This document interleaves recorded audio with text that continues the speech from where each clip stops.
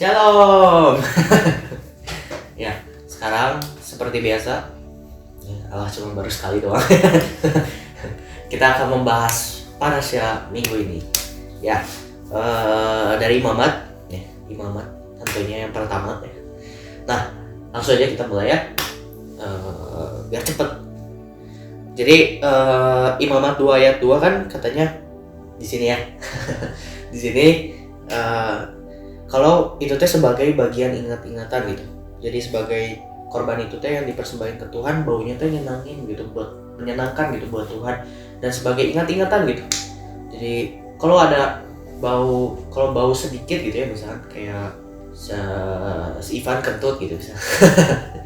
Si Ivan kentut, dia ngaku kan biasa suka baunya kan, aduh itu nyedek gitu. Terus kayak gitu kayak ada sesuatu yang gitu, jadi kayak teringat gitu si baunya teh. Wah ini kalau si Ivan kentut pasti baunya kayak gini gitu. Si Ciau juga soalnya pernah cerita gitu. Baunya Ivan kentut teh khas gitu. Baunya teh ya jadi memang baunya teh khas gitu. Jadi itu teh bagian yang ingat-ingatan. Jadi ketika kalau kita di Israel sekarang gitu ya, ketika masih ada kemah suci dulu ya, kalau kita nyium teh langsung ingat gitu, oh ini teh persembahan yang buat Tuhan gitu. Jadi menyenangkan gitu buat Tuhan. Nah, jadi demikianlah hidup kita teh. Ya kita teh harusnya itu teh kayak pengingat gitu. Jadi kita teh mengingat Tuhan ketika kita mencium teh.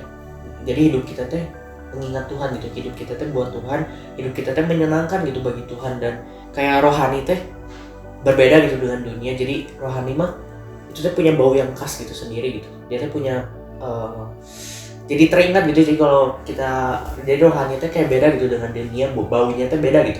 Jadi terpisah gitu. Itu kan namanya kudus gitu, terpisah gitu dengan dunia gitu.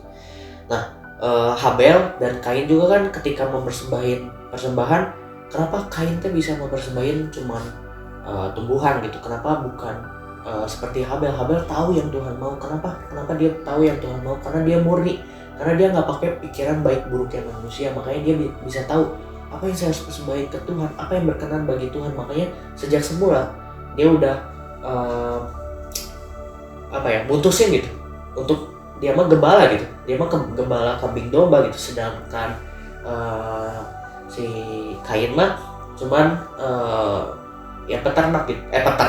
petani gitu. Jadi beda gitu, karena Habel mah udah tahu gitu yang Tuhan mau teh apa gitu, yaitu lemak gitu. Jadi lemak itu hidup kita juga gitu. Hidup kita teh harus dipersembahkan ke Tuhan, karena Tuhan bilang kan di sini ya ayatnya kan, lemak itu kepunyaannya Tuhan. Jadi lemak itu kepunyaannya Tuhan.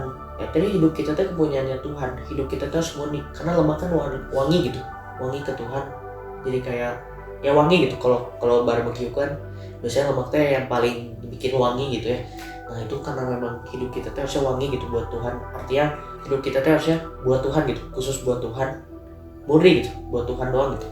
Nah demikian juga hal kerajaan surga kan, tadi nyambung lagi ke soal yang bau kan, itu teh bau kecil, itu teh bisa kecium gitu.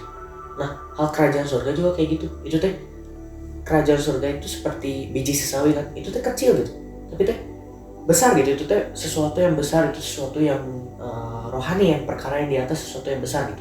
Nah demikian juga sebaliknya dosa. Kalau kita berbuat dosa, hidup kita ada dosa, hati kita nggak murni gitu buat Tuhan, hati kita teh ada dosa, itu teh bikin Tuhan teh tahu gitu langsung, oh ini teh baunya kecium gitu. Sekalipun dosa kecil, baunya kecium buat Tuhan gitu. Makanya kita nggak boleh hidup dalam dosa gitu, nggak bisa hidup di dalam dosa gitu. Makanya Tuhan juga bilang kan di pasal 5 di Muhammad pasal 5 gitu kan, tadi selain Tuhan pengen yang murni, Tuhan juga pengen yang gak bercela, yang tepung terbaik. Kalau roti kan ada tepung yang terbaik, roti bundar yang gak beragi. Karena Tuhan tuh pengen yang murni. Selain Tuhan yang pengen yang murni, Tuhan juga pengen yang sulung, artinya yang utama, yang paling utama, yang paling terbaik buat Tuhan gitu. Kita kasih ke Tuhan yang sulung gitu. Dan terakhir, bangkai najis kita nggak boleh kena. Nah kalau kena harus diadakan pendamaian, harus diadakan penebusan salah, karena itu tuh sesuatu yang dosa gitu. Ketika kita terkena kepada sesuatu yang najis, bukan ya, jadi benar-benar hal kecil gitu, sesuatu yang najis itu teh bisa mengkamiri gitu hidup kita, dan itu teh menjadi dosa gitu, dan harus kita persembahan gitu, pengampunan gitu, minta pengampunan buat Tuhan semuanya gitu. Jadi ada bangkai binatang, manusia juga kan di situ ada tulisannya. Jadi karena kita teh harus terus mikirin terus gitu, saya teh salah apa ketika kita lagi jalan keluar, kita mikir, aduh saya bakal kena nggak gini ke sesuatu yang najis gitu. Artinya kita harus jaga terus hidup kita gitu, jaga terus hidup kita, mikirin terus hidup kita, dan sesuatu yang kecil teh hati-hati, itu teh bisa membuat najis gitu, sesuatu yang najis teh bisa mengkamir kita gitu. Oke, sekian dari saya, terima kasih. Dadah.